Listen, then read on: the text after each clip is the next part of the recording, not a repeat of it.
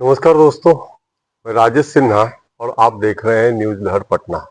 दोस्तों, आज हम लोग आए हुए हैं बेगूसराय में और हम लोग के साथ में आज जो मेहमान हैं वो है जनसुराज, मतलब प्रशांत किशोर जी की पार्टी जनसुराज के बेगूसराय जिला के उपाध्यक्ष अजय कुमार जी। उनसे हम लोग आज चर्चा करेंगे जनसुराज की स्थिति बेगूसराय जिले में क्या है। अजय कुमार जी नमस्कार।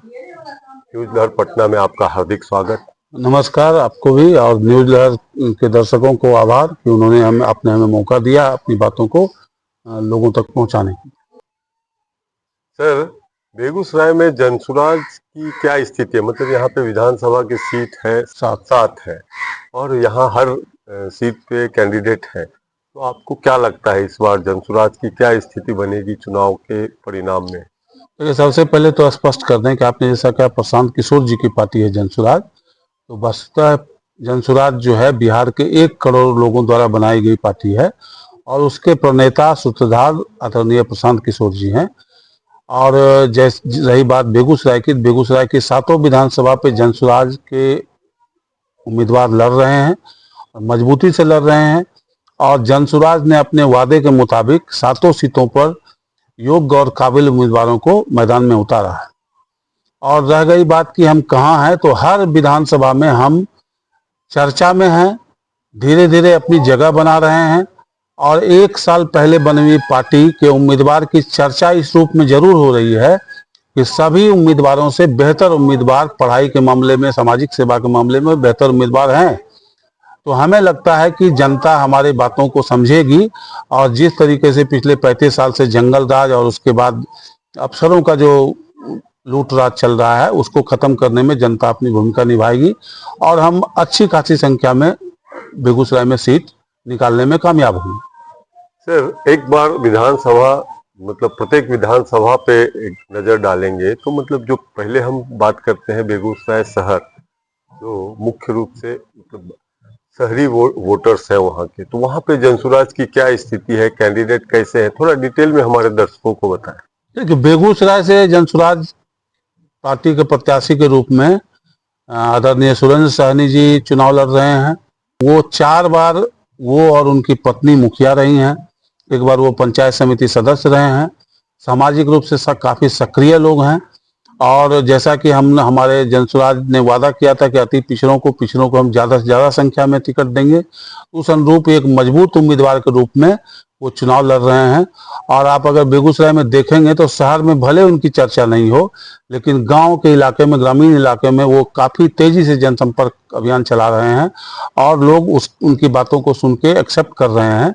तो हमें लगता है कि बेगूसराय में भी हमारी मजबूत स्थिति है और कोई अप्रत्याशित परिणाम आ जाए तो कोई किसी को आश्चर्य नहीं होना चाहिए। अब बात करेंगे वहाँ बेगूसराय शहर से लगे ही तेघड़ा, बखरी, ये सब जो आपका विधानसभा क्षेत्र है। बेगूसराय के दूसरे सीटों की चर्चा करने के पहले हम मटिहानी की चर्चा करना उचित समझेंगे कि मटिहानी एक ऐसा विधानसभा क्षेत्र है जो कि दियारे, दुर्गम दियारे से लेकर शहर के नगर निगम क्षेत्र तक में घुसा हुआ है और वो काफी हॉट सीट के रूप में मीडिया में चर्चा का विषय इसलिए है कि वहाँ पहले जो है करीब करीब 15 साल बाहुबली के रूप में जाने वाले आदरणीय भोगो सिंह जी विधायक थे। उसके बाद पिछले चुनाव में लोजपा उम्मीदवार के तौर पे राजकुमार सिंह ने वहाँ पे जीत दर्ज की, जो बाद में जदयू में शामिल हो गए। इस बार वो जदयू के टिकट से वो चुनाव लड़ रहे हैं और भोगो सिंह राजद के टिकट पर लालटेन लेके लोगों के बीच में जा रहे हैं। लेकिन दोनों कैंडिडेट का एक इतिहास ये है कि राजकुमार सिंह जी को लोगों ने एक पढ़े लिखे उम्मीदवार के तौर पे चुना था।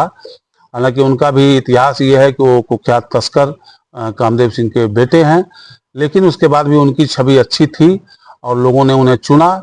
लेकिन पिछले 5 साल में लोगों के बीच अगर जाएंगे तो वो आपको आम चर्चा मिलेगी कि वो कितने भी पढ़े लिखे हों और उनकी छवि कितनी भी अच्छी रही हो पूर्व में, लेकिन 5 सालों में उन्होंने बालू और मिट्टी माफिया और शराब माफिया, हथियार माफिया को संरक्षण देने का काम किया है और काफी घमंडी विधायक के रूप में उनकी पहचान बनी है।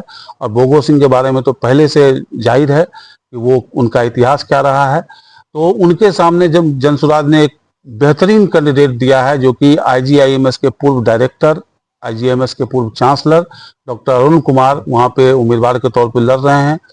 उस मटिहानी विधानसभा क्षेत्र की बड़ी आबादी है। मटिहानी रामदीरी उनका गांव है, गृह जन्मस्थली है, वहीं से वो पढ़े लिखे हैं। एक ईमानदार और सख्त प्रशासक के रूप में उनकी छवि रही है। तो वो भी जहां जहां जा रहे हैं लोग उनका तहे दिल से स्वागत कर रहे हैं। और अंडर करेंट जो लोगों को दिखता नहीं है, क्योंकि वो यूट्यूब या मीडिया उनके पक्ष में वैसा खबर नहीं चला रही है। जब जहां कभी भी देखेंगे आप तो वहां पे दो ही नाम मिलेगा, बोगो सिंह या राजकुमार सिंह। लेकिन अरुण बाबू जो है वो भी अपनी जगह काफी तेजी से बना रहे हैं। और वहां भी यही स्थिति है कि अगर लोगों को कट्टा और माफिया के बीच से निकलना है तो डॉक्टर अरुण कुमार एक अच्छे विकल्प के रूप में आए हैं। और उम्मीद है हमें कि जनता उनको भारी बहुमत से विजय बनाकर पटना भेजेगी। रही बात उसके बाद तेघड़ा वामपंथ का गढ़ रहा है। एक बार भाजपा के उम्मीदवार ने वहां उस गढ़ को तोड़ा, दूसरी बार जदयू ने उस गढ़ पे विजय प्राप्त की। इस बार वो सीट पुनः भाजपा को गई है। और भाजपा से जो है एक आयातित उम्मीदवार हैं जो कि दूसरे विधानसभा से आते हैं, डॉक्टर रजनीश कुमार हैं, पूर्व एमएलसी रहे हैं। तो वो चुनाव लड़ रहे हैं भाजपा की ओर से। इससे स्थानीय भाजपा कार्यकर्ताओं में काफी नाराजगी है। वहां उनसे भी काबिल और योग्य उम्मीदवार भाजपा में थे, लेकिन भाजपा ने कहीं न कहीं पैसे वाले आदमी को प्रेफरेंस दिया और इससे वहां भाजपा कार्यकर्ताओं में ही नाराजगी है। वहां पे हमारे उम्मीदवार जो है इंजीनियर रामनंदन सिंह और पारन सिंह है, जो कि एक शिक्षाविद हैं।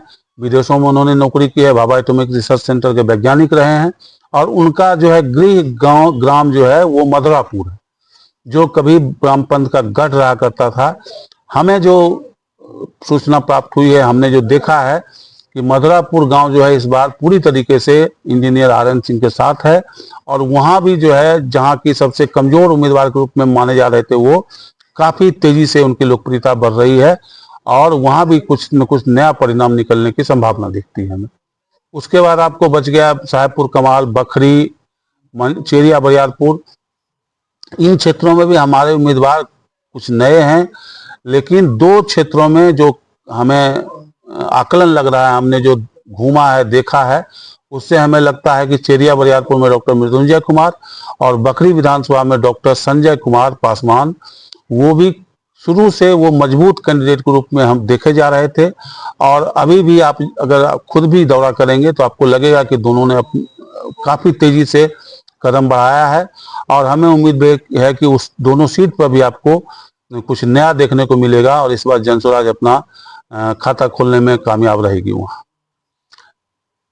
सर, ये जो 7 सीट है बेगूसराय में, यहाँ पे टक्कर किसमें है? मतलब एनडीए और राजद और ये त्रिकोणीय मुकाबला है या क्या स्थिति आपको क्या दिखती है? देखिए, नेशनल मीडिया, प्रिंट मीडिया में आप अगर देखेंगे तो चर्चा आज भी उसी ढर्रे पे हो रही है कि एनडीए वर्सेस महागठबंधन। जो एक मानसिकता बैठी हुई है कि बस बायपोलर बना दो चुनाव को और लालटेन के डर से कमल पे गिरा दो, कमल के डर से लालटेन पे गिरा दो। ये दोनों गठबंधन यही कोशिश कर रहे हैं। लेकिन प्रशांत किशोर की पदयात्रा, जनसुराज की अथक मेहनत, इस जगह पे दिख रहा है ग्राउंड लेवल पे कि जनसुराज ने अपनी एक पहचान बनाई है। और मतदाताओं का एक बड़ा वर्ग है जो बदलाव की चाहत रखते हैं, उन मतदाताओं के बीच जनसुराज ने अपनी जगह बनाई है। और वो खुले तौर पे बोल रहे हैं कि हमने 35 साल इन दोनों को मौका दिया, इस बार हमारे पास विकल्प है, एक बेहतर विकल्प है, इसलिए हम जनसुराज को वोट करेंगे। और ऐसी मानसिकता वाले लोगों की संख्या तेजी से बढ़ रही है और जैसे जैसे चुनाव नजदीक आएगा ये संख्या बढ़ेगी।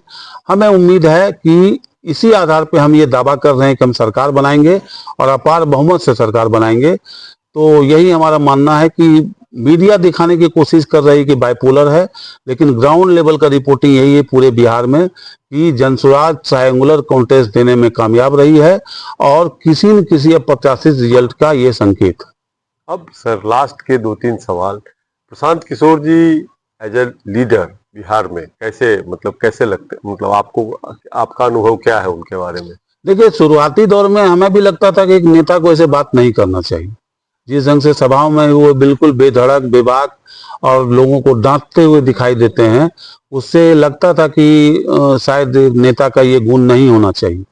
लेकिन जब हम लोगों ने नजदीक से देखा तो लगा कि नहीं, वो आदमी दिल का साफ है और एक जज्बे के साथ बिहार में बदलाव का संकल्प लेकर आया है बिहार में। तो वो बिल्कुल अपने खुद भी कहते हैं कि भैया हमको वोट बिगड़ जाए तो बिगड़ जाए, लेकिन जो सच है वही हम बोलेंगे। और लोग अब धीरे धीरे उनके उस स्टाइल के भी मुरीद होते जा रहे हैं, और इसीलिए आपको देखेगा कि जनसुराज एक तीसरी ताकत के रूप में अपना जगह बना रही। सर, अब लास्ट का सवाल कि बेगूसराय जिले में कितनी सीट जनसुराज को मिल सकती है, पहला, और दूसरा बिहार में जनसुराज कितनी सीट जीत सकता है? देखिए, बेगूसराय में हम तो एक पार्टी के नेता के रूप में ये उम्मीद करते हैं कि हम मैक्सिमम सीट निकालेंगे, लेकिन फिर भी हमें लगता है कि 7 में से 4 या 5 सीट हम अगर निकाल लें तो कोई बड़ा आश्चर्य नहीं होगा। और रह गई बिहार की बात, तो अगर बेगूसराय का ट्रेंड 4 से 5 का आएगा तो बिहार का ट्रेंड 150 प्लस जाएगा। ये हमारी उम्मीद है और ये हमारा विश्वास है। बहुत बहुत धन्यवाद सर, धन्यवाद। बहुत अच्छी चर्चा हुई, विस्तार से चर्चा हुई बेगूसराय विधानसभा एवं जनसुराज का पूरे बिहार के अभियान का। प्रशांत किशोर जी के बारे में भी बात हुई। दोस्तों, हम फिर मिलेंगे आपसे ऐसे ही नए विषयों के साथ। तब तक आप देखते रहें हमारे न्यूज़ लहर पटना यूट्यूब चैनल को। इसके वीडियो को आप लाइक करें, शेयर करें और सब्सक्राइब अवश्य करें। धन्यवाद। धन्यवाद।